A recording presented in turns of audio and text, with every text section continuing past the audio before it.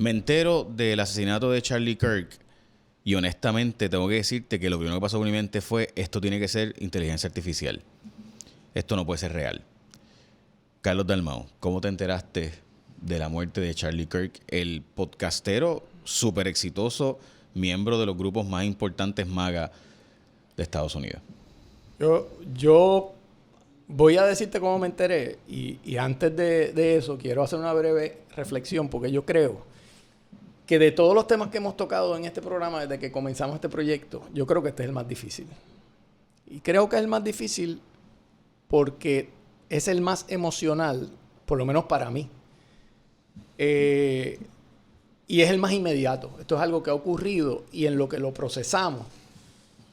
Yo creo que antes de teorizar, antes de ponerse uno analítico, yo creo que también hay que dejar que la intuición moral también nos diga algo. Con eso yo me refiero, Jay, a que no todo lo podemos racionalizar de una forma como si estuviéramos en un seminario en una universidad de Ivy League. No podemos. Y yo te voy a decir, cuando yo vi el video, que fue ayer, me estaba montando en el carro, iba para otro lado, para una reunión, y de pronto veo eso, y no vi el video completo, vi un pedazo y lo tuve que parar, porque no quería ver lo que sabía que iba a venir. Y mi primera reacción fue que algo muy terrible estaba pasando, ¿sabes? Y luego recibo la llamada de mi hijo, Rafael, que tiene 14 años, y lo siento agitado.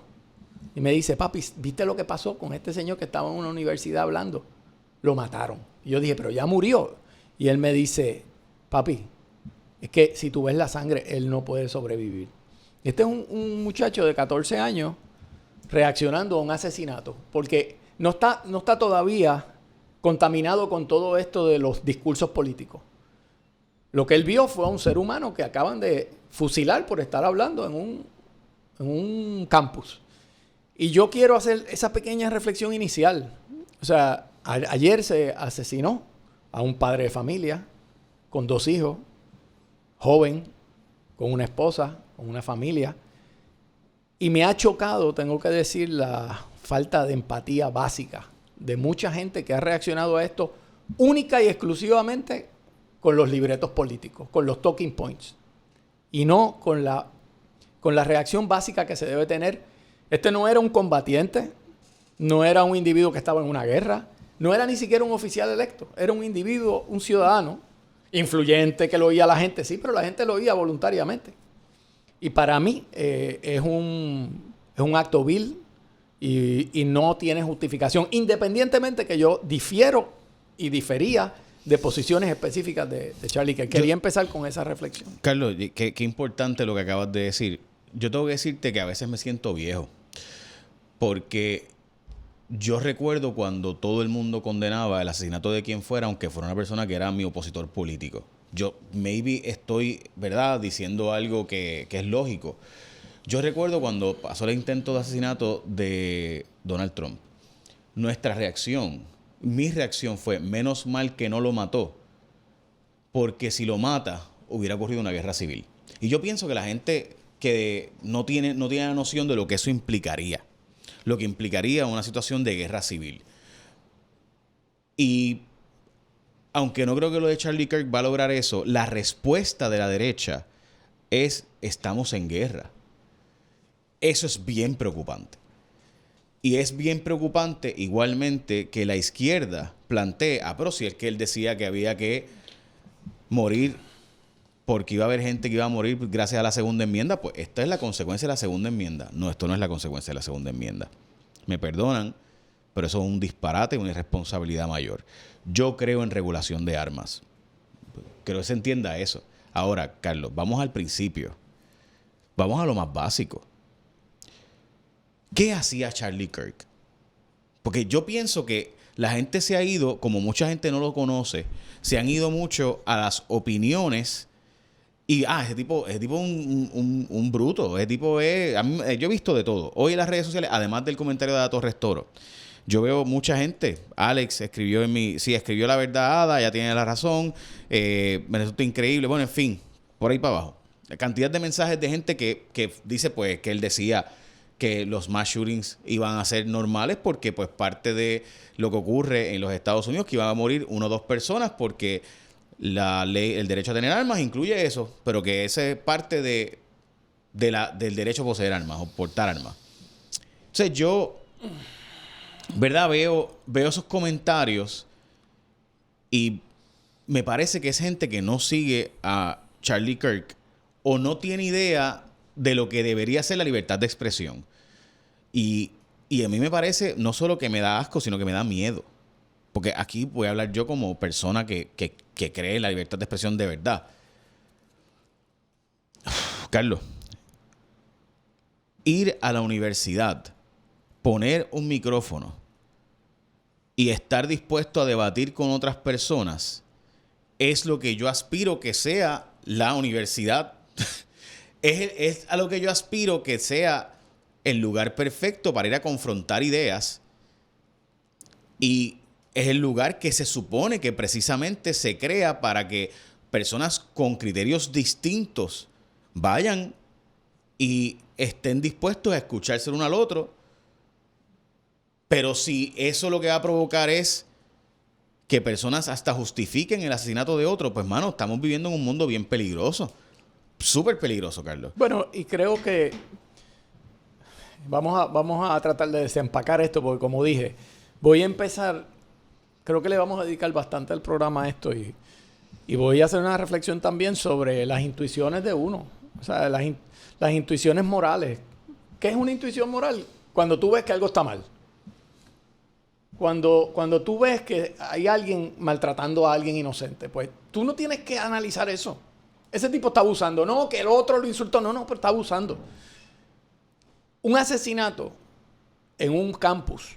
Porque una cosa es, pues, 2 combatientes en Ucrania. Pues mira, yo puedo repudiar la guerra de Ucrania, pero son 2 combatientes. Pero esto es un individuo cuyas ideas para mí eran algunas repugnantes, otras no eran no eran descabelladas. Él era un cristiano evangélico abiertamente. Él entendía que había tal cosa como el bien y el mal. Y él iba discutiendo de, oye, pero ¿tú crees que Hitler era inmoral? ¿O tú crees que Hitler era moral? Cosas así. Si tú miras la teoría liberal, ¿verdad? Por eso tenemos el libro de Stuart Mill, que parece una mera teoría, pero es una realidad, porque es una manera de vivir que acepta la pluralidad. La pluralidad no es, yo creo en la diversidad siempre que sea la idea que me gusta. Porque esa no es pluralidad. Pluralidad es yo tener que defender tu derecho, aunque lo que tú estás diciendo es, yo lo aborrezco. Vamos a suponer que tú dices que todas las personas de Cagua son unos bárbaros o unas personas incultas y malas. Yo soy de Cagua. A mí me hiere eso que tú dices. Pero tú tienes derecho a decirlo. Sí. Y si tú vas por ahí, lo que la teoría liberal dice es, a la larga, vamos a tener diferencias, pero yo espero que mi opinión se escuche y la tuya se escuche, a ver cuál tiene mejor mérito. Pero justificar que como tú me insultas, yo te puedo liquidar. Para mí eso es una aberración. Otra cosa que quiero decir, lo quiero decir, estoy un poco exponiendo sin mucho análisis. Estoy aquí en expresión de mis sentimientos. Esta manera de intelectualizar el asesinato también a mí me parece, la aborrezco.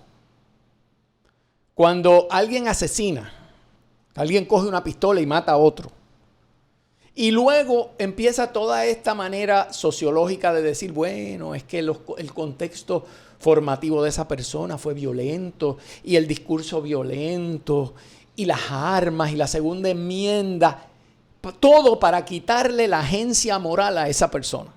Para mí eso es uno de los grandes problemas que tiene el debate público hoy día. Porque yo he estudiado muchísimo todas esas cosas, pero también creo en que hay una cosa que se llama la responsabilidad moral de las personas. Al final, una persona en su vida tiene que escoger cómo va a actuar.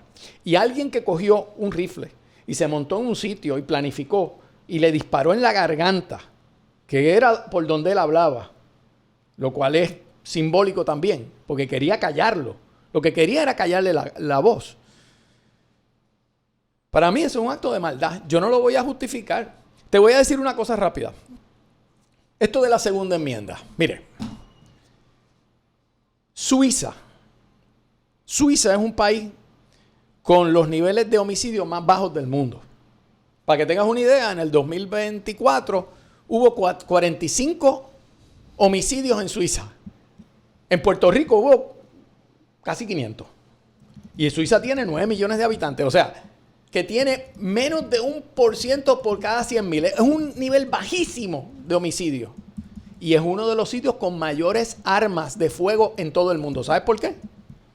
Porque Suiza tiene una cultura donde primero que la defensa de Suiza es algo que se le inculca a los ciudadanos, pero segundo, todos los jóvenes suizos tienen que hacer servicio militar obligatorio. Y cuando terminan el servicio se llevan sus armas para la casa. Porque es la idea de que los suizos tienen la capacidad de defenderse, aunque son neutrales y desarrollaron la Cruz Roja, todas esas cosas. Y nadie, o sea, la locura es echarle la culpa a la fábrica de cuchillos. Yo lo voy a decir aquí, mire, hay que controlar las armas, es verdad. Pero todas las casas en el mundo tienen cuchillos para cortar carne. Eso no significa que yo cojo el cuchillo y mato al vecino. Hay una diferencia entre el instrumento de la maldad y del acto violento y el agente. Y este grupo parecería que todo es sistémico. No, el problema es la segunda enmienda. El problema son las armas. El problema es la sociedad y el discurso de odio. Y no dicen, el problema es el canalla ese que lo mató. El problema es que hay gente mala o que decide por el mal. Porque la libertad es eso, decidir entre el bien y el mal. Entonces, yo creo que parte de esta intelectualización de lo que es un acto de clara maldad, para mí que es deshumanizante. Y lo tengo que decir y luego vamos a hacer todos los análisis que tú quieras. Pero yo tenía que sacarme esa porque creo que yo no puedo decirle a mi hijo, no, mira, Rafael, es que lo que ha ocurrido es que el discurso de odio genera estas cosas que un individuo decida volarle la cabeza a otro. No, señor. Puede haber discursos de odio y lo ha habido siempre. Y a mí me han dicho cosas horribles y de los puertorriqueños se habla mal, pero eso no me justifica a mí de coger un rifle y pegarle fuego a la gente. Esa es la diferencia que estamos viviendo. Y vamos ahorita a hablar, te voy a pasar la bola porque me he extendido. No, al revés. Pero vamos ahorita a hablar de algo que advertían los padres fundadores de los Estados Unidos. En el Federalista 10, James Madison, advertía que lo que podía destruir la República de los Estados Unidos era el espíritu de la facción. Porque ellos le tenían miedo a la dictadura, a la tiranía de la mayoría, pero más miedo le tenían a que en un país democrático las facciones vean al otro como un enemigo. Entonces aquí no hay puntos medios y es la guerra civil. Y es a donde yo creo que estás apuntando. Yo apunto totalmente a esto Madison. puede ser un parteaguas. Para mí, Carlos, el problema es que no lo estamos entendiendo. O sea, cuando tú empiezas a hablar de que estamos en guerra y que el otro es el enemigo, se acabó la nación. No hay nación. Y Bannon lleva tiempo con eso. Correcto. O sea, que esto le va como perilla a ese argumento. Totalmente. Entonces, ¿qué pasa? Que los estrategas de Trump ven cómo yo puedo obtener más poder, pues precisamente planteando que estamos en guerra. Y estamos haciéndole el argumento perfecto para que se plantee mayor control de los ciudadanos y ahora el ejército ya está en las calles. O sea, yo no sé si es que yo lo estoy llevando al nivel... No, pero es que así empieza esto. Correcto. Así empieza entonces esto. yo digo, los demócratas no se están dando cuenta, los liberales no se están dando cuenta. Y voy a decir, no los liberales clásicos o los liberales que creen en la libertad de expresión como parte integral. No, esos no. Son los liberales woke, algunos, no todos, porque esta mañana mi esposa me quemó porque dijo, estás generalizando, sí, pero me choca tremendamente que algunos estén justificando que puedas matar a alguien porque es que lo que decía era desagradable. Pues, pero es que ¿dónde llegamos aquí? Carlos, y el problema es que ¿dónde quedó Skokie? O sea, ¿dónde quedó el discurso de que el judío de la ACLU llevó el caso para que los hitlerianos neonazis pudieran ir a Chicago a protestar, porque aunque él aborrecía el discurso de Hitler y obviamente siendo el judío sobreviviente del holocausto nazi, no creía jamás en el discurso nazista, pero él defendía el derecho que tenían los nazis a expresarse, aunque fueran ideas que implicaban que él estaba en riesgo. Entendamos qué es lo que hay detrás de todo eso, porque hay principios, sí, hay valores que son más importantes que lo que son yo más creo. Importantes. Eso es bien importante. Y Jay, perdona que es un punto que tú has tocado. Yo creo que hay también una tendencia de algunos sectores, yo no quiero generalizar porque ahí mi esposa me vuelve y me regaña, y quizás con razón, a diluir la responsabilidad moral. Vamos a ponerle que pues este tipo es un asesino, quien sea, pero es obvio que es un asesino, y lo que ha hecho es terrible. Y yo creo que es terrible no solo contra un individuo, que lo es, y con su familia, sino le ha dado un golpe tremendo a la democracia de Estados Unidos, y todavía ya entraremos en ese análisis. Pero diluirlo como, ese es el problema de la violencia, como que la violencia es como el COVID. La violencia es este virus que nos invadió. Ay, bendito la violencia y la violencia. No. Hay una cosa que es la violencia y eso es un problema social. Y hay una cosa que es el asesinato malicioso en que yo cojo un rifle y me trepo y digo a ese yo lo voy a matar. Son dos cosas diferentes. Porque ese segundo es una modalidad de violencia particular. Y específicamente el asesinato político. Yo te comentaba fuera del aire el contraste entre los asesinatos que se dieron en Francia en el 2015 de Charlie Hebdo y este asesinato de Charlie Kirk. Y te voy a decir para mí lo más que me vino a la mente en ese análisis. Cuando hubo los asesinatos de estos que eran realmente unos periodistas y caricaturistas de la revista Charlie Hebdo, que descansaban en que en la sociedad francesa había libertad de expresión y que la hay. Se supone que por constitución y por ley, en Francia, que es un país laico, pues si yo quiero hacer una caricatura de Jesucristo, la puedo hacer. Y si quiero hacer una caricatura de Mohammed, la puedo hacer. Y si tú eres musulmán o cristiano, te vas a herir. Pero esa es la democracia liberal pluralista. Es que tenemos que tolerarnos aunque lo que tú digas sea horrible. ¿Verdad? Esa es la libertad. Ese es el precio de la libertad. Pues vinieron unos musulmanes y entraron allí y mataron a un montón.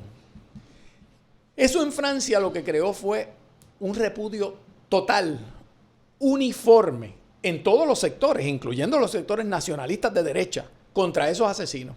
Y los de izquierda también. Y a la izquierda francesa, a Hollande, no se le ocurrió ni se le pasó por la mente decir, bueno, pero es que la derecha tiene la culpa porque se pone a perseguir a los musulmanes. No, porque es un principio, como tú dices, el valor de la vida tiene que ser un valor supremo. El valor de la vida no puede ir igual al valor de que me he sentido herido por tu palabra. Entonces, al yo escuchar gente decir, bueno, Charlie Kirk... Demasiada gente, Carlos. Demasiada porque gente. Siempre hay gente extremo, pero siempre hay gente Kirk, loca. o sea, pero ver tanta gente que para piensa mí así. Es una aberración y para mí es una decadencia moral de esa persona que lo diga. Que diga que ese se la buscó porque su palabra era una palabra que menospreciaba la vida de los demás. Pero está bien. Es que la palabra, que puede ser horrible, no justifica destruirle la vida. Porque son valores a distintos niveles. Eso es lo que digo. Cuando decimos que hay crisis de valores, lo que no nos damos cuenta es que los valores se ven en la práctica. Si yo voy... te voy a poner un ejemplo y creo que debemos dedicarle a esto así medio filosófico. Vamos a suponer que yo tengo un valor que es la puntualidad. ¿Por qué? Porque para mí la puntualidad es un valor que tiene que ver con el respeto a ti. Yo voy a ir a una reunión importante. Y yo voy camino a esa reunión y de pronto paso por un río y veo un niño que se está ahogando. Pues yo tengo que decidir entre salvarle la vida al niño o llegar temprano a la reunión. ¿Qué tú crees que se debe hacer? La vida es más importante. Y yo no me puedo poner a decir, bueno, pero el niño se metió ahí mismo solo y los papás no lo están velando. Todo eso son racionalizaciones absurdas para yo no asumir mi responsabilidad moral de que yo debo salvar esa vida.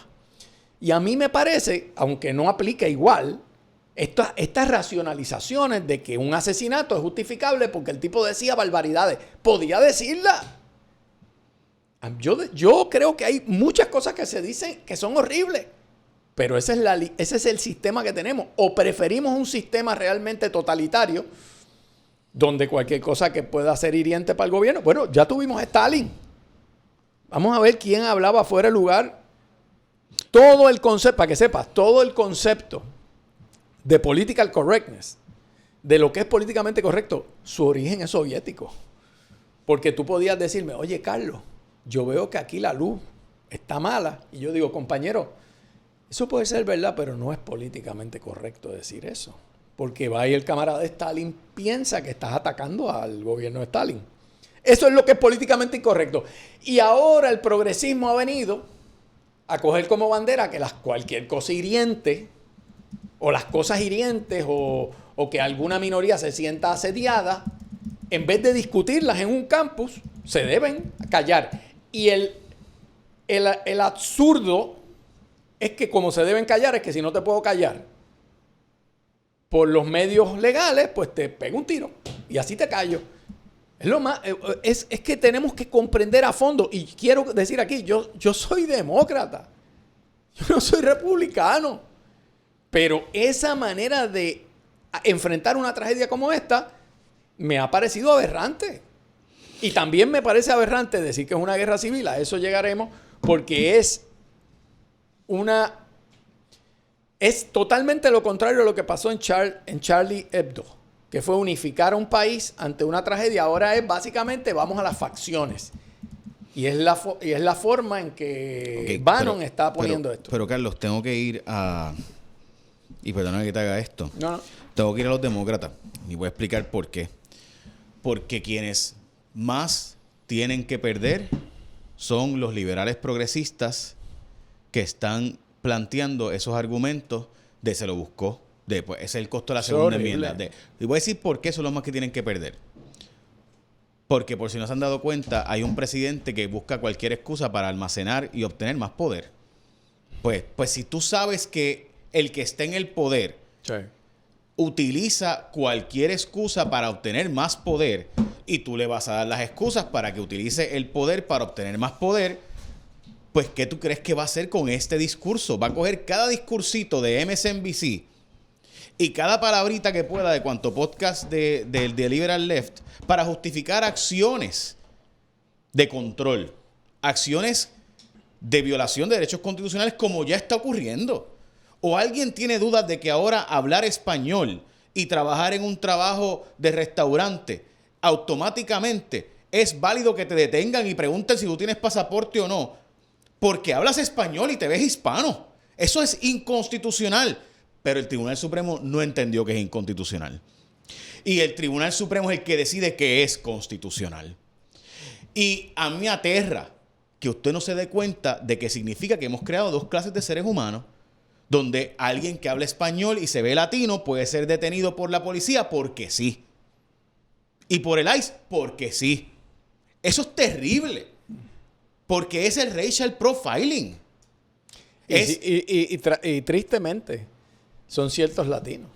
De acuerdo. Porque no son los latinos Marco Rubio, cubanos de Florida. Son los latinos que étnicamente se ven más latinos. Vamos a decirlo, Carlos. Entre tú y yo, probablemente me voy yo. Porque... Bueno, pero no te creas. Porque yo tengo mi acento. Yo me voy no, tú estás chavado con el acento. Yo estoy pero mientras no hables, pues pasas con ficha. Sí, pero cuando digan su nombre. Carlos Talva. ¡Ay, cógelo, llévatelo. Otro más. Take it. Así mismo. Ok, pasecot. Pasecot. Mira, nada, ok.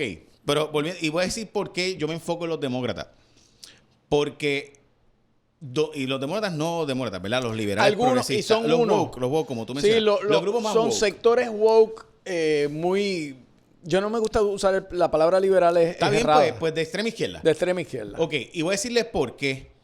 Porque de nuevo, e insisto, Trump usa esto para seguir obteniendo poder. O sea, y este no es un presidente que ha estado dispuesto a decir, caramba, me voy a frenar. No es Jimmy Carter. Me voy a frenar porque sabes que la Constitución dice, este presidente le mete el chambón para abajo, le echa gasolina, le mete fuego y después pregunta, ¿será constitucional? Bueno, ni siquiera pregunta. Dice que es constitucional y que el tribunal me detenga. O sea, entendamos esa mentalidad. Sí, o sea, para darte la razón en ese punto, y no quiero que se me pase esta observación.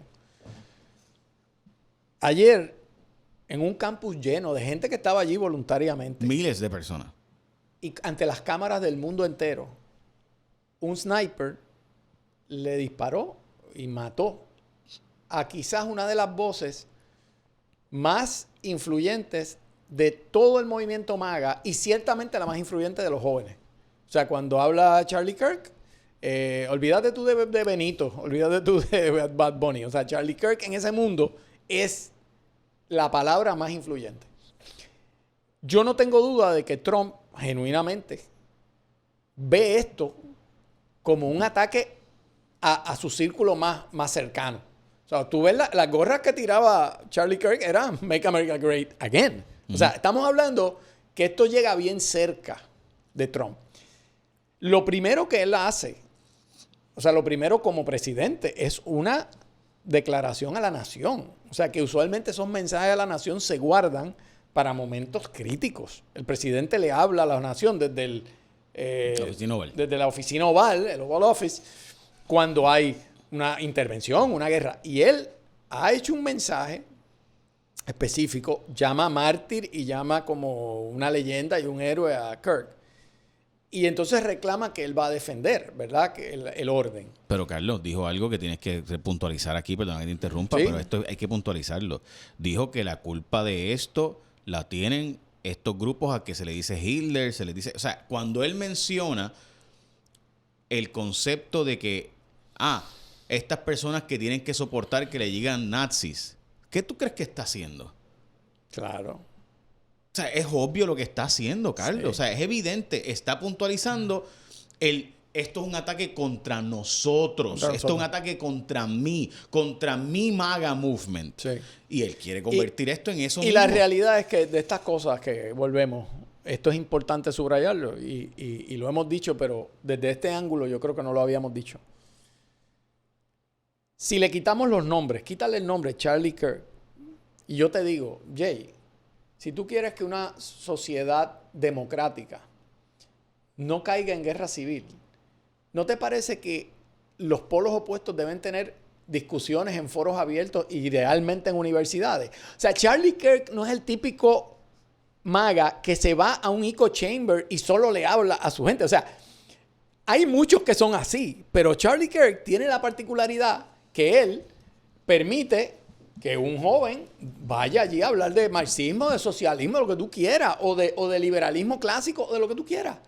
Y él defiende su punto y es bien, porque murió asesinado, pero es un tipo elocuente que le ha dado cabeza a estas cosas. No es un académico, él lo que es un retórico, es un tipo con capacidad retórica eficiente y capaz, y ya le ha metido estos temas. No, además de que sabe... empezó jovencito. Y que sabe y escoge los temas que él sabe que son los temas más fáciles de él defender, sí, y más difíciles de que alguien pueda refutarle. Sí, porque él no coge el tema de ciertos temas, es cierto. No, él todo está montado, pero volvemos.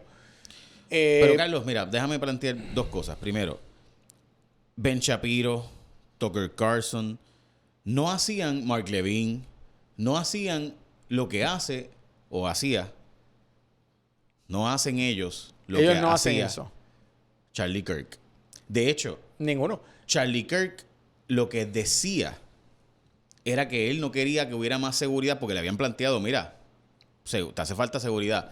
Y le planteaban eso y él decía que él escogía los lugares y no quería que hubiera una barrera entre él y la gente. Porque lo que hacía era parecer que él no estaba abierto a debatir con la gente. Y él quería estar abierto a debatir para con la él gente. Esto era bien importante que fuera un proceso donde yo no tengo un estatus superior. Por eso él se ponía, primero que se ponía en una silla, no como un pastor que se pone arriba, no. al nivel de la gente. A nivel de la gente. En una carpita, tampoco en algo muy elaborado. No, porque la idea era verse lo más natural posible. Es cierto. Y en una carpa que decía, prove me wrong. O sea, prueba que yo estoy mal. Él no es Candace Owens. Candace Owens es una de las influencias. O sea, quiero plantear estos nombres. Digo estos nombres porque lo que hacía Charlie Kirk es a lo que yo aspiro. Que debe ser el debate. Que hagamos todos. Que es irme allí y voy a escuchar tu posición y voy a decir mi posición. Yo quisiera que los debates presidenciales fueran este estilo Lincoln Douglas, donde tú dices algo, yo digo algo y nos refutamos abiertamente y que la audiencia decida quién tiene la razón. Mira, antes de irnos al break, John Stuart Mill, el famoso libro On Liberty, quisiera que fuera otra vez leído por alguna gente. Él decía que aunque tu opinión sea horrible, es bueno que la digas. Porque si tú te quedas con eso calladito y lo trabajas en eso, lo que creas es el espíritu de facción, donde tú, en lugar de usar mecanismos democráticos como el diálogo, la discusión, te vas por otras vías. Así que vamos a abrir un mercado de ideas. Y eso es lo que hacía Charlie Kirk. Que es verdad que sus ideas eran... Yo las aborrecía algunas, otras no. Porque, por ejemplo, su fe. Bueno, él tenía su fe, él cree en Dios y él cree que el aborto es un pecado, él cree que eso es matar vida. ¿Por qué yo voy a decir que eso me aborrece? Eso es una posición. Y por si acaso, Carlos, déjame decir algo sobre eso. Porque en este tema yo he sido más conservador que casi todo el país. Y te han atacado. Y me han atacado por esto. ¿Qué es tu opinión? Te defiendo que es tu opinión. Sí, a eso voy. En el tema del aborto, para mí es un tema donde yo creo que nadie tiene la razón. Nadie. Esta es mi opinión. ¿Por qué? Porque todo va a depender de tu perspectiva de vida. Si para ti lo que está dentro de tu vientre te pertenece a ti porque es tu cuerpo y por tanto puedes disponer de eso, pues es una posición válida. Yo difiero de esa posición. Porque yo no creo que debería estar bien que tú puedas disponer de tus órganos tampoco y poder venderlos. Y no pienso que es un mero órgano lo que está creciendo ahí. Esa es mi opinión. Ahora, restringirlo al nivel de que tú arriesgues tu vida y que los médicos no se atrevan a tocarte y que literalmente mueras porque o tu condición de gravedad, pues tampoco. Yo no puedo, mi planteamiento con esto es, no hay tal cosa como un número perfecto de tantas semanas. No hay un número perfecto en el primer trimestre tal cosa, en el segundo trimestre tal cosa y en el tercer trimestre tal cosa. No hay una perfección. Y en ese grado de imperfección hace falta que tengamos la capacidad de entender que nadie tiene la verdad agarrada por el mango. Aún en el debate, que para mí más sensible es porque es el tema de la vida, de dónde surge la vida de un ser humano. Pues si nosotros los seres humanos no podemos ni siquiera aceptar lo difícil que es entender las posiciones de ese tema, pues, mano, tenemos un serio problema entonces de intolerancia. No es un discurso de miedo, ni un discurso de amor, llevarnos la contraria en esto. Mi punto con eso, Carlos, es porque, de nuevo, como yo soy, en este tema me han dicho que soy conservador, lo cual para mí no es conservador, para mí es un tema de, esto es difícil y no hay blancos o negros. Este tema es complicado. Es muy difícil. Y como es tan difícil, aceptemos que nadie tiene la razón. Porque no hay un número perfecto, ni una posición perfecta. Porque plantearme a mí que hay que obligar a una niña a tener llevar a término un caso de incesto, tampoco. No me vengan con ese discurso, porque en este caso, literalmente, no tengo una respuesta perfecta. Y como no existe esa respuesta perfecta, pues yo preferiría que podamos simplemente debatirlo y aceptar que nadie tiene la verdad agarrada por el mango. Nadie. Y ese no es el único tema. Pudiéramos hablar de la esclavitud y del tema de vamos a borrar la historia de Robert E. Lee. Y así puedo seguir con otros temas más. Si usted no sabe quién es Charlie Kirk, lo entiendo. Pero deberíamos saber quién es Charlie Kirk.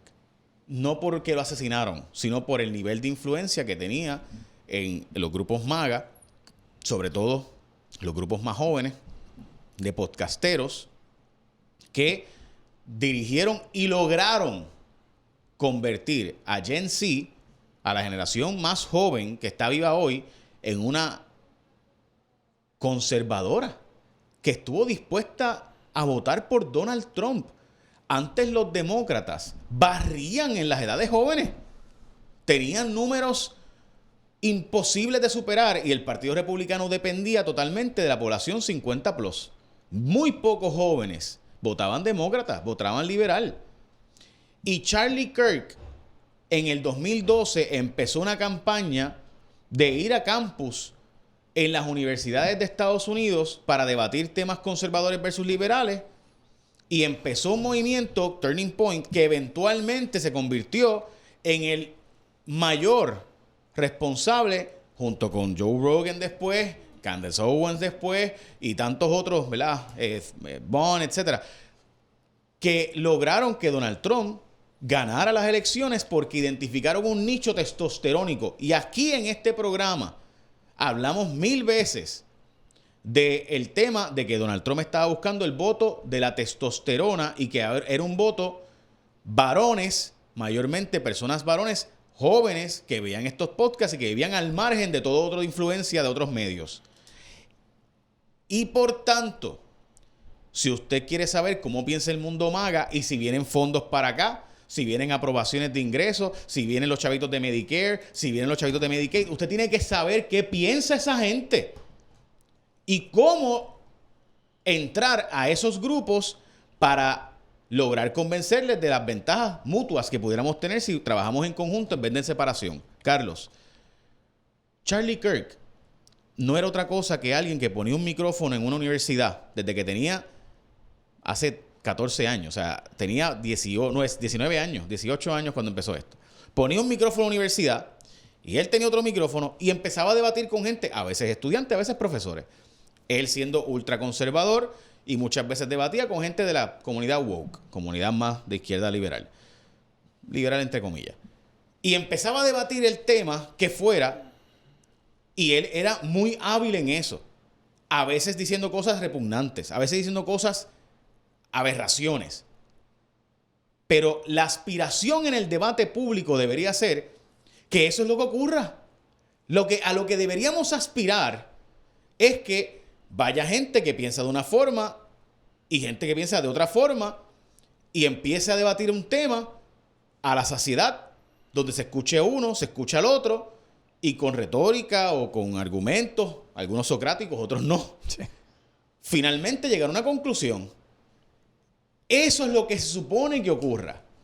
Y cuando tú ves el discurso de qué bueno que lo mataron, se lo buscó, que mucha gente está escribiendo y mucha gente está diciendo, no tienen idea de lo que están planteando, porque esto lo que va a crear es lo que el presidente va a usar esto, lo digo lamentablemente, el presidente va a terminar usando esto como parte de sus estrategias para seguir obteniendo más poder. Recuerden que este es el presidente que se ha atrevido a enviar el ejército a Los Ángeles, que se ha atrevido a enviar el ejército a Washington, D.C. Y hoy día, que se supone que es el último día, está sitiada la ciudad. O sea, el Congreso, la Casa Blanca, la Corte Suprema, tiene al ejército rodeándolo. Normalizar eso es terrible por todo lo que implica. ¿Cuándo es la última vez que usted vio una capital importante del mundo siendo rodeada por el ejército de un dignatario? Eso como que es medio soviético, ¿verdad?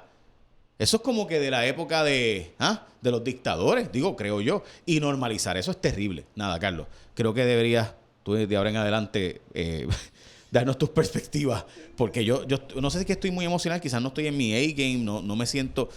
Pero sí, mi percepción es que no nos estamos dando cuenta de que esto es un momento de extremo cuidado, porque cada palabra de los discursos en Estados Unidos mayormente puede provocar muchas cosas.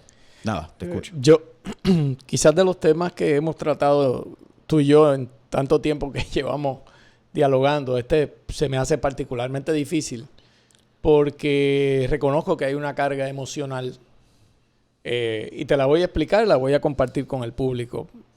Ayer yo me entero de esta situación o de esta tragedia montándome en el carro porque voy para una reunión.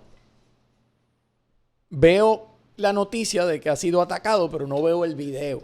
Yo no tenía tiempo porque estaba guiando. Y en eso, casi llegando donde tenía que llegar, veo una llamada de mi hijo, Rafael, que tiene 14 años, y me dice, papi, ¿viste lo que pasó en una universidad?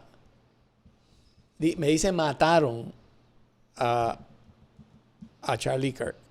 Y no es que él sea fanático, es que le llegó y estaba un poco agitado. Y yo le dije, pero ya lo mataron, murió. Y él me dijo, es que papi, si tú ves la sangre, él no va a sobrevivir eso. O sea, que ya me habla de la sangre y eventualmente vi el video.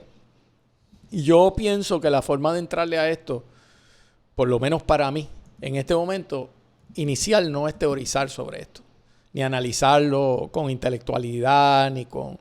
Es dejar que la intuición, el sentir humano de lo que es bien y lo que es mal, de lo intuitivo, pues sea la primera reacción. Y la primera reacción es que eso es un asesinato no solamente terrible para un ser humano, para un padre de familia, con 2 hijos, con una esposa, que pudo haber dicho las barbaridades más grandes, pero en el esquema de valores y en una sociedad plural, el que tú digas cosas horribles y hirientes no le da derecho a nadie a matarte, ni a pegarte un tiro para callarte. Porque el día que aceptemos eso, olvídate de cualquier esperanza de una democracia en que se respete la libertad. Y tengo que decir que después de ver esto y después de ver las reacciones, no estoy optimista con respecto al futuro de la democracia.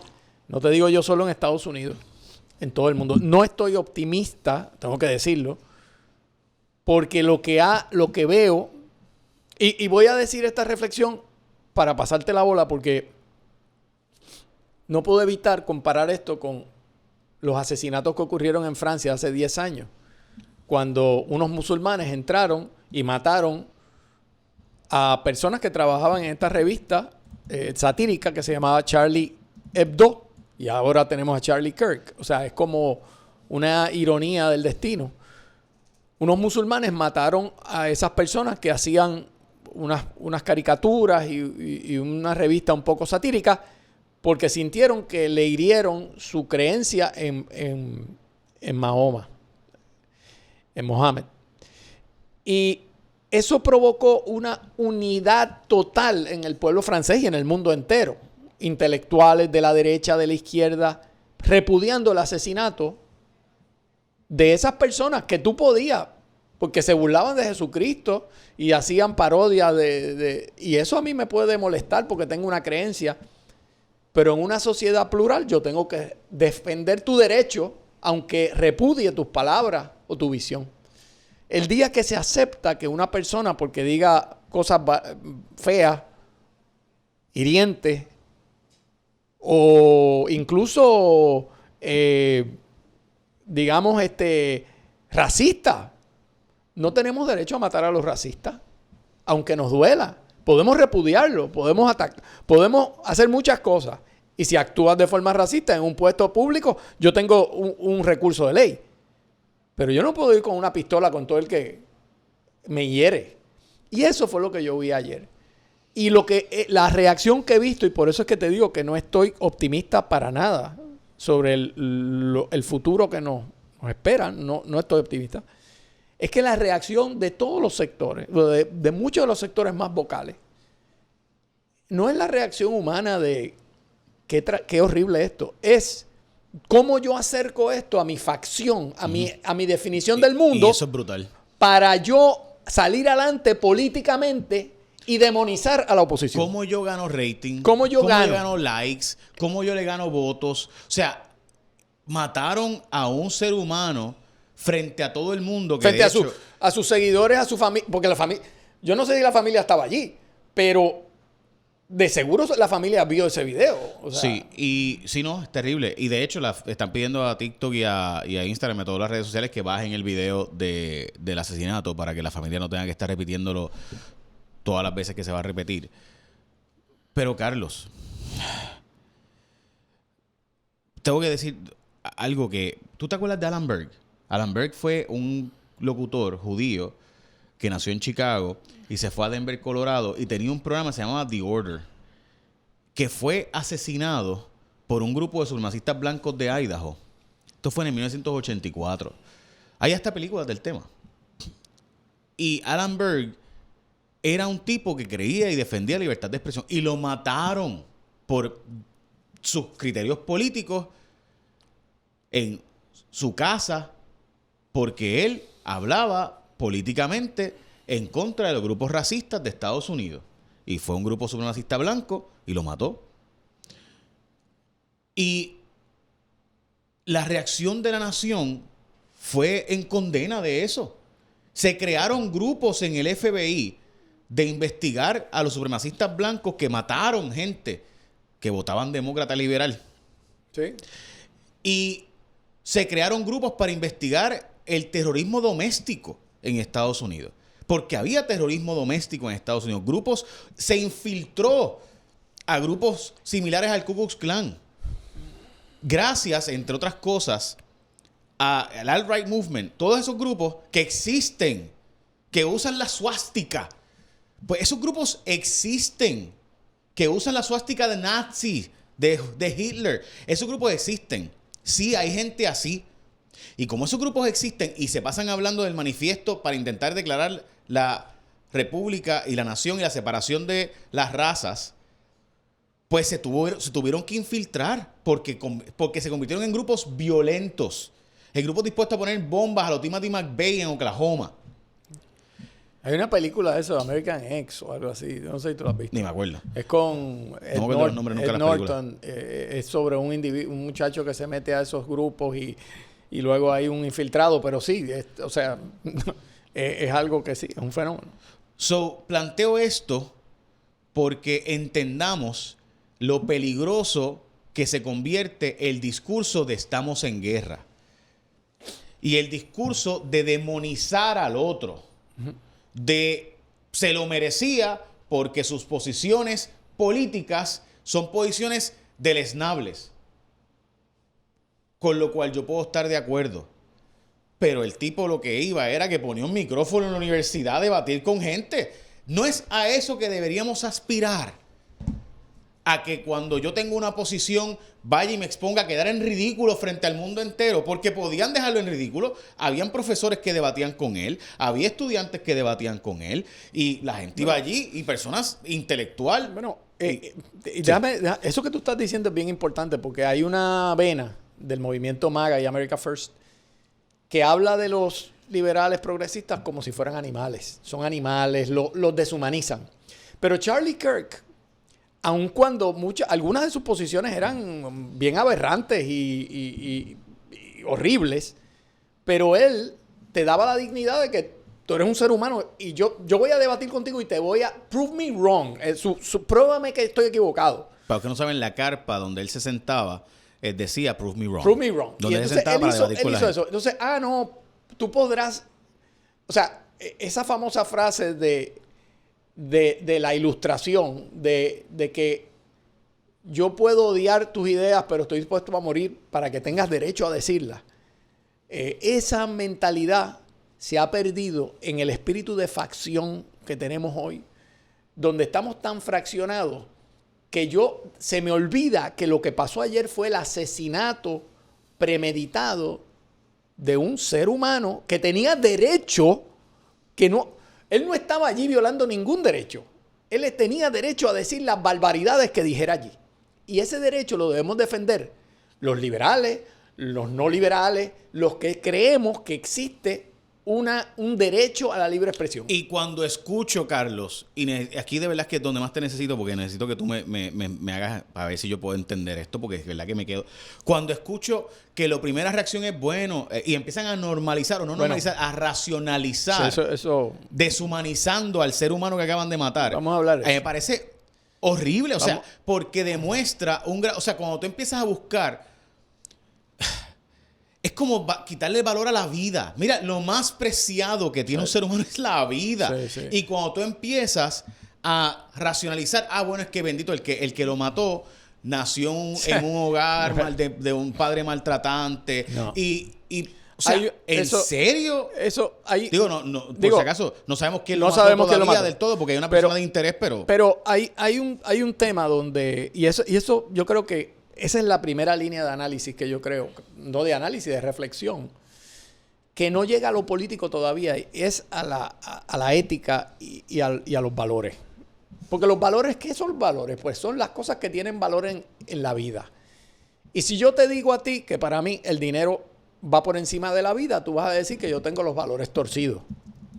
O que mi lealtad a un partido o mi lealtad a mi facción va por encima del valor de la vida, pues tú vas a decir tengo los valores torcidos. Yo pienso que hay un esfuerzo consciente o inconsciente de un grupo de gente de diluir la responsabilidad moral a veces en crímenes, básicamente asesinato. Porque no hablan del victimario, sino que hablan de que hay unas fuerzas sociales, hay un contexto, el discurso de odio, la segunda enmienda, todas esas cosas son las causas de cómo una persona coge una pistola y le vuela la cabeza a otra. Y yo no voy a intelectualizar esto, yo te voy a hablar bien directo. Para mí que eso le quita la agencia moral al ser humano al punto de convertirlo en una especie de muñeco que si tú eres un ingeniero y la sociedad pues todo el mundo camina para el mismo lado y todo el mundo es igual. No, en las sociedades pluralistas hay de todo. Pero una premisa de nuestra sociedad es que la libertad moral es escoger entre el bien y el mal. Tú puedes escoger y tú a veces sabes muy bien que esto que voy a hacer no es lo correcto, pero lo voy a hacer. Tú lo sabes. Y eso, el que se trepó allá arriba con un rifle, premeditadamente, y le disparó en la garganta a este hombre que se dedicaba a hablar y a llevar su mensaje, que me parece simbólico también, y que luego se escapó. Eso no es un loquito que se puso una bomba y iba a morir. Este individuo, premeditadamente, quien sea, cegó la vida de otro. Y yo creo que ahí hay que parar. En ese momento, punto, y decir, esto es un crimen inaceptable. Si yo creo en la vida como valor y además creo en la democracia y en la libertad, en el liberalismo, en que tenemos unos derechos que nos tenemos que proteger, ahí uno tira las rayas. Cuando he oído gente diciendo cosas como, bueno, pero él era defensor de la segunda enmienda, qué ironía que lo mató un arma. Pues mira, a veces a mí me choca eso porque yo digo, mira, yo sé que el tema de las armas es un problema. Pero si la gente empieza a cuchillarse ahora, no vamos a cerrar las fábricas de cuchillos y echarle la culpa al de los cuchillos. O sea, hay un mal de fondo que es que yo tengo cuchillos de cortar carne, pero yo no voy a matar a mi vecino pero antes de que porque tengo cuchillo. Antes de que sigas por ahí, porque quiero seguir la discusión, pero tengo que plantearte lo siguiente. Cuando yo hablo aquí, Carlos, por ejemplo, yo creo en la segunda enmienda. Yo creo que si el Estado no es capaz de protegerme, yo tengo derecho a buscar cómo protegerme con las herramientas más... eso no implica que tengo derecho a tener una bazooka, o una metralleta, o un R-15, o que no se haga ninguna indagación de nada. Y creas o no creas, es una enmienda constitucional que protege al ciudadano. Es un derecho que él tiene. Dicho eso, claro que el análisis que yo he hecho, porque lo he hecho al aire múltiples veces, es que en efecto aquí aplica la segunda enmienda. Y eso no implica que alguien tiene derecho a matarme. Y claro que... Ningún derecho absoluto tampoco. Hay regulación. A eso voy.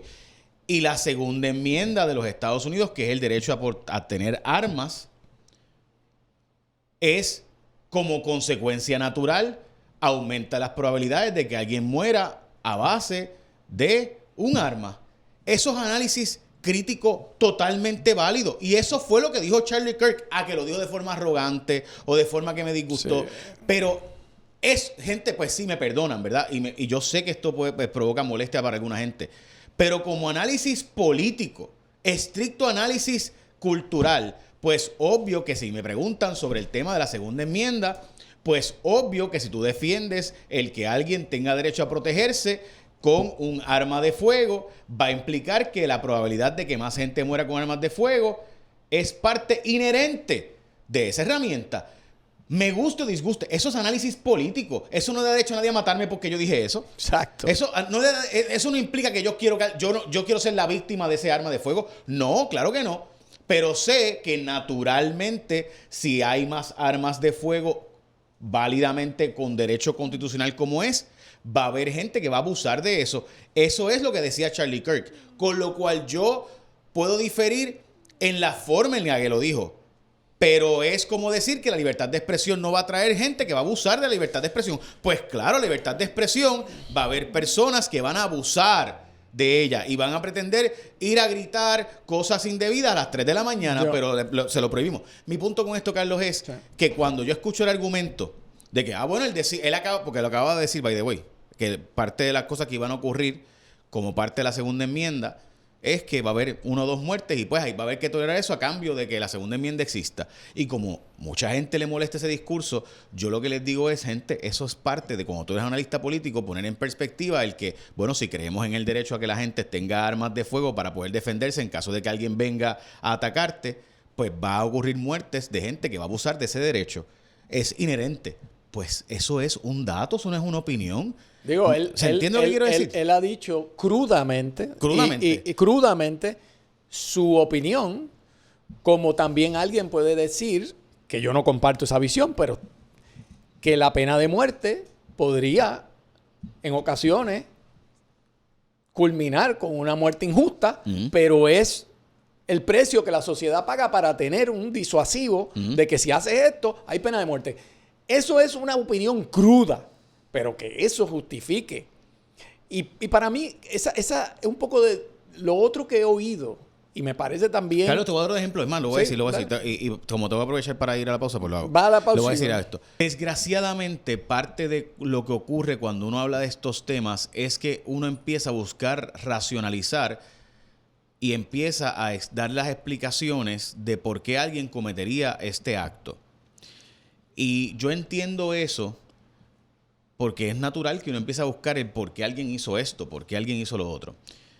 Pero, como tú dices, hay que parar antes de buscar las razones y condenar el asunto como hizo Obama, como hizo inmediatamente la ex candidata a presidencia de los Estados Unidos, como básicamente...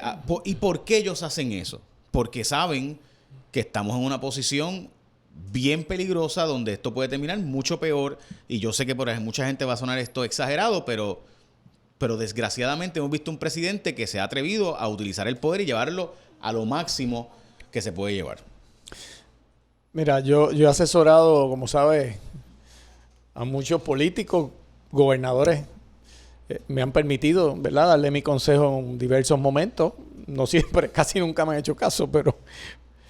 Y yo siempre pienso que cuando doy un consejo, siempre trato de contestar esta pregunta. ¿Qué es lo correcto? Y luego hacemos todos los análisis y el spin y la estrategia, pero tú tienes que primero tener el norte moral de qué es lo correcto en un momento, especialmente en este tipo de situación.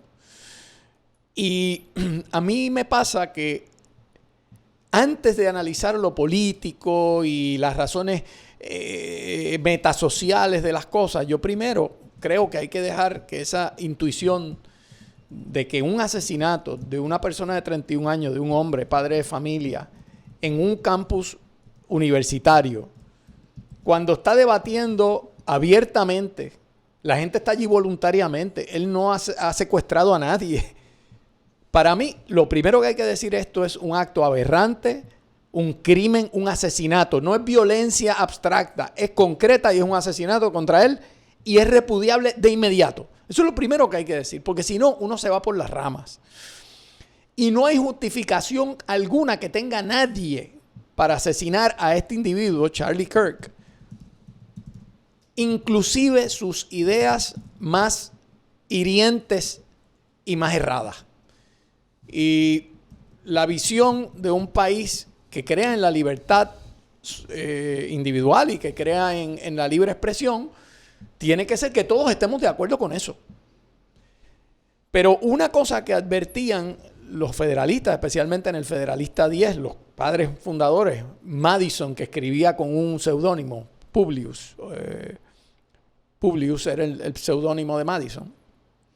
Advertía contra el espíritu de la facción. Decía, mira, si peligrosa es la tiranía de la mayoría contra la minoría, que va y te quitan los derechos, por eso hay que tener unos derechos inalienables, Así de peligrosa es la facción porque eso puede ser, y así lo describía, el fin de la república. Lo que nos puede destruir es que en vez de pensar en qué cosas básicas nos unen como sociedad pluralista, tú eres mi enemigo, estos son mis amigos, tú eres mi enemigo. Entonces, esa visión es la visión antiliberal de personas, de teóricos como Carl Schmitt, que era uno de los grandes juristas nazis. Carl Schmitt dice que la política realmente es la división entre amigos y enemigos. Y cuando tú oyes a Bannon está cogiendo a Carl Schmitt al dedillo. Bannon dice, nuestras diferencias no son reconciliables racionalmente. Esto no se trata de diálogo. Esto se trata de una guerra a muerte por el espíritu de los Estados Unidos entre los que creen en Estados Unidos, en acabar con los inmigrantes y los que quieren destruirnos. Ese es Bannon. Sin embargo, Kirk, con todo lo terrible que tú puedas decir de Kirk estaba dispuesto a tener diálogo y no necesariamente... Él veía que había una guerra intelectual, pero todavía mi adversario podía tener un diálogo conmigo. Y eso es lo trágico. Y yo por eso te digo que cuando yo vi el asesinato, que me dejó en shock por la parte humana, porque yo soy padre de 2 hijos y sé lo que, por lo menos uno puede intuir lo que es la pérdida de una vida en ese momento, en 31 años, con una familia. Si tú no tienes esa empatía, olvídate, perdiste el juego. Pero yo pienso que hay algo diferente de este asesinato y es distinto al asesinato de otros políticos que no se vio públicamente. O, por ejemplo, el intento de asesinato de Trump, porque Estados Unidos y otros países han tenido la experiencia de asesinatos de personas que eran presidentes. 4 presidentes que mataron. En este caso es un hombre que ha sido asesinado por su voz, por lo que decía. Y está en un campus y el tiro va a la garganta. Y para mí hay un parteaguas. Yo no sé dónde va a terminar. Yo no sé dónde va a terminar esto, pero mi intuición, y por eso he tenido este autocontrol de no tirar puentes muy largos ni hacer predicciones, porque estamos en un momento donde es difícil leer cuáles van a ser las verdaderas implicaciones. Pero que nadie se confunda. El movimiento MAGA es un movimiento con pegada política, pero tienen el poder. Uh-huh. Esto es un hecho tan emocional con un presidente dispuesto a utilizar el poder que no es exagerado pensar que esto es un capítulo nuevo de la democracia de Estados Unidos donde pueden haber purgas, donde pueden haber cosas que no habían antes. Yo no quiero llegar a eso, pero estoy bien, Carlos, poco optimista de lo que viene. Te voy a decir por qué yo llegué a ese punto un poquito primero que lo que tú has dicho ahora. Y te voy a decir por qué. Porque obviamente yo soy más emocional que tú, un tipo más... Bueno, pero si te das cuenta, yo he tratado de frenar hoy. Hoy está frenando. Pero te voy a explicar por qué yo llegué ahí. Porque la retórica que se está diciendo es lo que publicó Ada Torres Toro, y lo lamento, Ada, pero tengo que usarlo para que se entienda por qué estoy planteando esto. Cuando Ada escribió "No seamos hipócritas", esa muerte es el resultado lógico del odio supurado y creencias del tipo. Hay que asumir que tuvo la muerte perfecta, sublime, merecida, buscada. Repito, no seamos hipócritas, esa muerte es resultado lógico del odio supurado y creencias del tipo. Hay que asumir que tuvo la muerte perfecta, sublime, merecida, buscada. Te voy a explicar por qué para mí eso es un problema. Porque esa fue la expresión de los grupos y por si acaso, en grupos privados yo he visto cosas bien parecidas. Personas en privado me han dicho cosas bien parecidas. En grupos de WhatsApp, etc. También vi otra expresión. Y la voy a publicar ahora porque le hemos pedido una reacción y llevamos rato esperando y no la acaba de decir, así que pues la voy a publicar. Dice Arthur Garfer, jefe de Seguridad Pública de Puerto Rico. Nada más y nada menos que el jefe de la seguridad del país. Arthur Garfer. Dice en su página de Facebook: The Liberal Socialist. Y aquí está poniendo una etiqueta a un grupo de gente. The Liberal Socialist Left is out of control. And the DNC is solely to blame for today's targeted assassination of Charlie Kirk. Tenemos un jefe de seguridad pública en Puerto Rico. O sea, no es un tipo de maga. O sea, este no es... Ni es Patel, Owens, ni es Patel. Ni es Cash Patel. O sea, este no es Dan Bongino. Un tipo en Puerto Rico, mira lo que está diciendo. Los liberales socialistas de la izquierda están fuera de control y el Partido Demócrata es el único responsable del asesinato de Charlie Kirk. Este es el jefe de seguridad pública de Puerto Rico. They promoted and condone political violence with action since 2009. Ellos han promovido y condonado, no condenado, condonado, o sea, fomentado la violencia política desde el año 2009. Time for the silent majority to step up. Tiempo para que la mayoría silente se levante o haga algo al respecto, ¿verdad? Pues hay muchas formas de traducir step up, así que no voy a ponerle mayores categorías.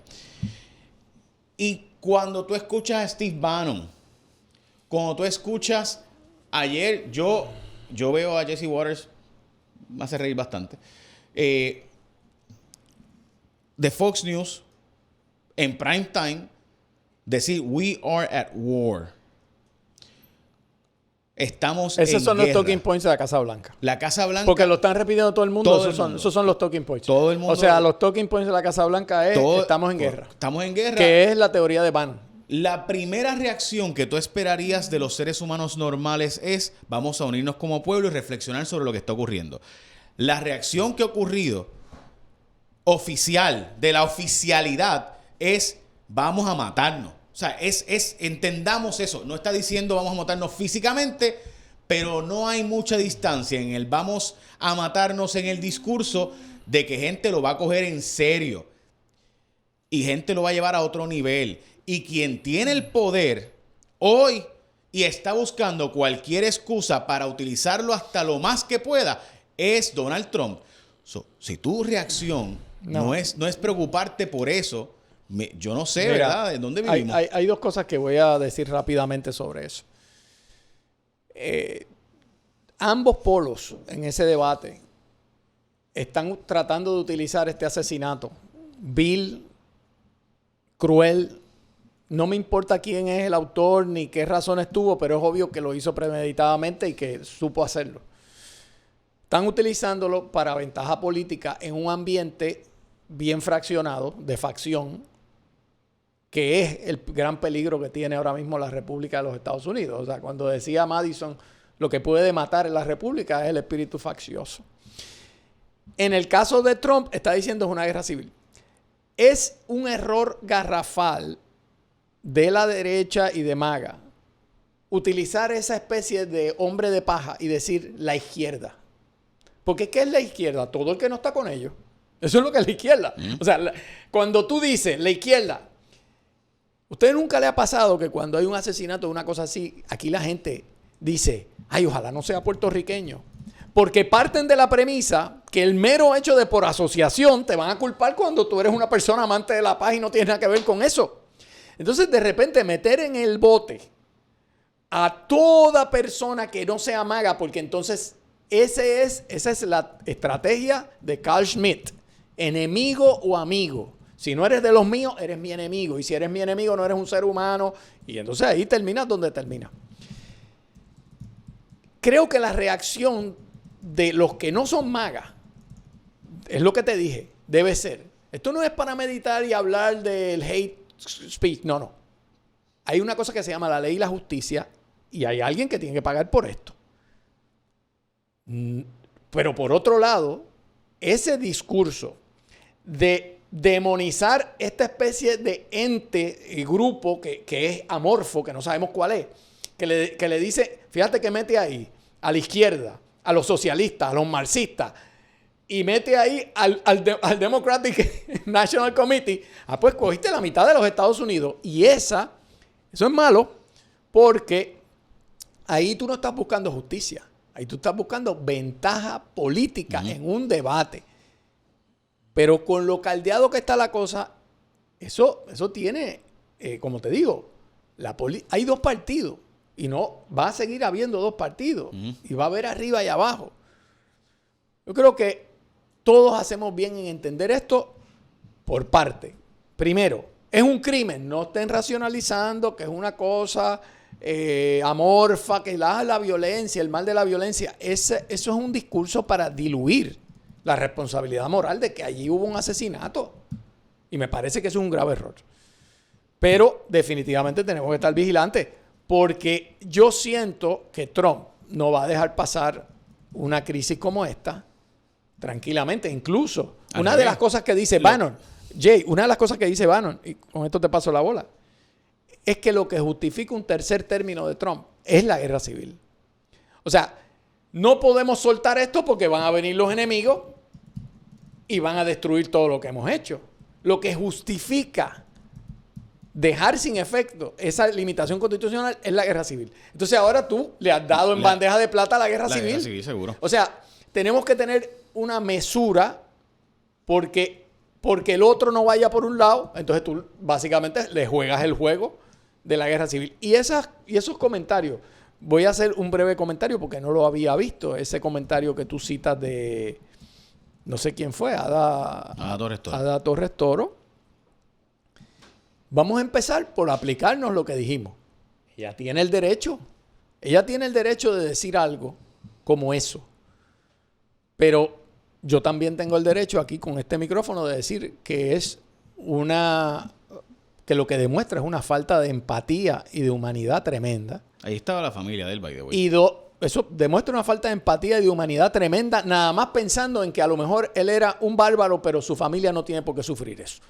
Segundo, el que uno tenga ideas extravagantes o incluso antidemocráticas no da derecho a que lo maten. Porque aquí tenemos que tener, eso es lo que se llama valores. El valor de la vida va por encima de la diferencia que pueda haber. Y por último, el decir que es una consecuencia lógica, eso suena bien duro. Decir que aquí, lógicamente, el que una persona diga cosas exageradas o incluso antidemocráticas.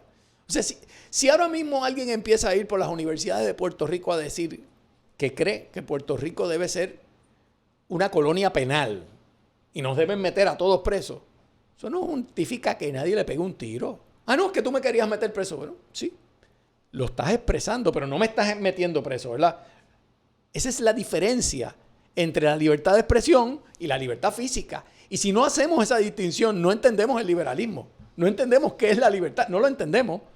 Porque John Stuart Mill defendía que tú podías decir la cosa más aberrante siempre y cuando no causaras daño físico. O sea, que yo no pudiera decir, oigan, muchacho, denle un batazo en la cabeza a Jay y te dan el batazo. Eso no es lo que es la libertad de expresión. Pero yo puedo decir, Jay, los de Caguas somos entes superiores. Yo puedo decir eso. Es errado. Pero lo puedo decir, tengo el derecho. Así que debemos tener un poquito de mesura. He notado una falta, y no sé si es algo del ambiente de los medios, las redes sociales. Claro, las redes la tecnología ha cambiado todo esto. Porque ahora ya, por ejemplo, en la línea socrática que yo te decía, que yo pongo en el libro, la idea de que uno entre a un debate sin esto de que yo tengo la razón. Vamos poco a poco. Yo sé que no sé nada, vamos a enterarnos. Eso es lo más fuera de moda que hay, porque tú entras al debate diciendo, yo tengo la razón y tú eres mal. Y tú eres un bárbaro. Tú eres un subhumano. O sea, básicamente, tú estás en contra de la civilización occidental. Tú eres un bestia. Ok, y por si acaso planteo de nuevo, hay tantos argumentos que pudiéramos decir, pero ¿qué hacía? O sea, yo creo, quizás para mí es demasiado básico y pues por eso, Carlos, pero ¿qué hacía Charlie Kirk? Ponía un micrófono y él tenía otro micrófono y decía, quiero escuchar tu opinión, tú escucha la mía, tú estás mal, yo estoy bien, y mi posición es esta, la tuya es esta otra, y después de eso se acabó y nos vamos cada cual y no pasa nada. ¿Dónde está la parte de que eso justifica el que te maten o que explica que te maten? Pues no, o sea, es que no es una consecuencia lógica. No es una consecuencia lógica. Al revés, deberíamos querer que eso sea lo que ocurra, sobre todo en las universidades, sobre todo en los centros de pensamiento, sobre todo en los centros de intelectualidad. E insisto tanto en eso porque al parecer, cuando se discute este tema, pues automáticamente, es que él difiere de mí, no merece la vida. Caramba, pues no sabía que éramos tan... O incluso Jay difiere de mí y dice que yo me debo morir. Está bien. Vamos a suponer que alguien bien extravagante diga que los puertorriqueños vivimos en una isla de basura y nos debemos hundir. Todo. Con todo y que está diciendo eso, él no me está matando. Entonces yo no tengo derecho a ir con una pistola y matarlo y decir, bueno, que tú decías que nos hundiéramos. O sea, no sé si me explico. La diferencia entre un discurso inflamatorio y un discurso racista, aún con que me tengo que morder la lengua y decir que horrible y lo quiero repudiar, en una sociedad plural, yo tengo que aceptar que él tiene derecho a decirlo y decir cosas bárbaras y horribles sin que eso active una especie de mecanismo lógico en el cual yo me justifico para matarlo. Porque entonces el día que eso ocurra, esos de la derecha también van a decir que tú eres enemigo y te van a matar por lo que tú opinas. Y se acabó la democracia y se acabó la libertad. Y estamos en Stalin, que era quien decidía. Stalin decidía lo correcto es esto y el que está afuera no lo vuelves a ver. De repente apareció en Siberia. Sí, o sea, si hacia ahí es que queremos, pues esa es la guerra civil. Uno va a ganar y va a imponerle al otro y se acabó. Y el que tiene el poder y la demostración histórica de que está dispuesto a llevarlo a los extremos es el presidente actual. ¿De verdad tú quieres cazar esa pelea? Por lo menos para mí no tiene ningún sentido. Pero nada. Make America great again.